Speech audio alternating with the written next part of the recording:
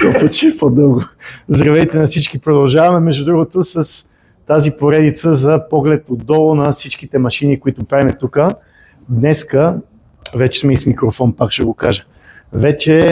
Днеска сме с много интересен автомобил, Mercedes 124, 400 е.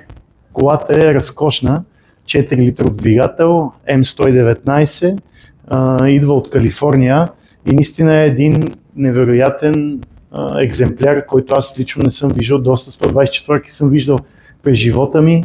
Тук заради това искахме да ви я покажем отдолу. Просто колата няма точка, ръжда и забележки за 92 година автомобил. Почваме отзад, като сме тук, вижте дори на задната броня и стои оригиналната лепенка с VIN номер, която те всъщност са две. Тук е баркода и тук е още една лепенка с VIN номера. Абсолютно цялата кола е с оригинална генерация, с оригинални катализатори. Сега ще стигнем и до там. В момента изсменяме маслото и я преглеждаме основно какви неща има за работа по нея. Отзад е с чисто нови амортисьори на Билштайн. Интересно, пак казвам, тя е абсолютно стандартна, всъщност не е стандартна, защото е 4 литрова V8, ама интересното е, че няма наистина точка ръжда. Където и да са слабите места на 124-ката, а те са бая, като тея джобове тук отзад и всичко напред, тя просто няма точка. Точно затова сега ще гледате и вие с нас.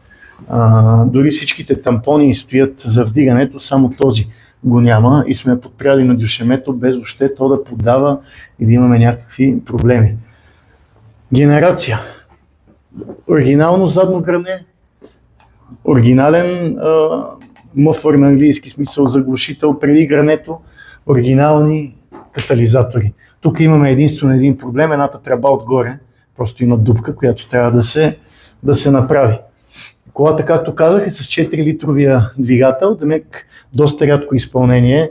4 литрови V8-ци са, както ги казват, малкото чучоне. Има разлика, разбира се, с чучоне в предното окачване, широчината на предните гуми, моста и така нататък, но колата пак е изключително рядка. Както виждате, с 4-степенен автомат, тук е кратера, нямат кори напред, или поне тази няма, но мисля, че като цяло нямат. Може и да е имала някъде, ако знаете, кажете и ни дайте информация за екземпляра. Тук това, което проверихме и видяхме като окачване, може би има лагери на главините, много леко, иначе е абсолютно здрава и абсолютно оригинална, няма нищо по нея, което да е правено побългарявано, свински опашки и така нататък. Всичко е абсолютно автентично по нея и затова е много интересно да я видите. Просто дори много хора се чудят как може чак точка да няма, ами може. От Калифорния може. Там е цял живот била от един собственик, семейен автомобил, цялата история се знае, на около 200 000 км мисля, че беше автомобила.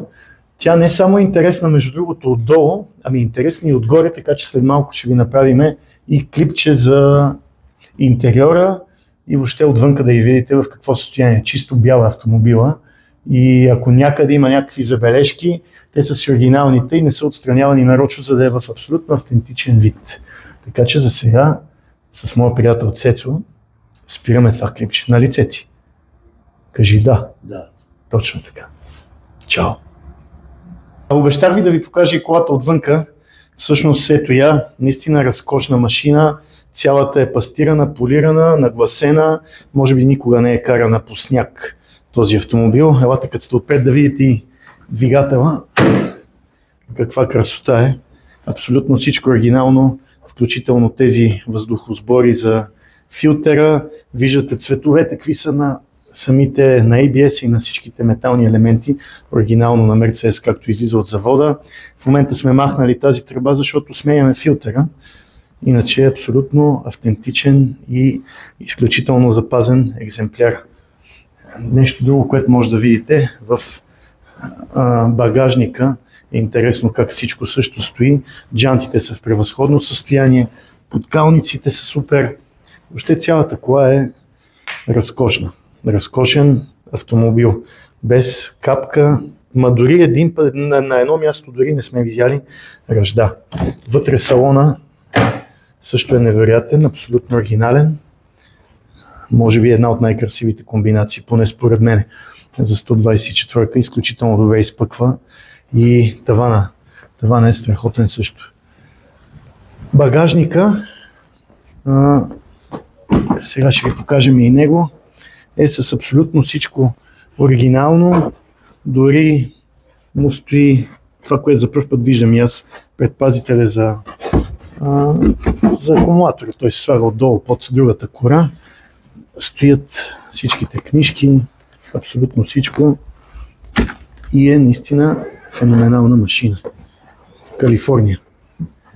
Елате да видите и вътре музиката е Бекер Мексико. Един от най-редките и хубави плеери, които може да се сложат на коли от тази ера. Бекер Мексико.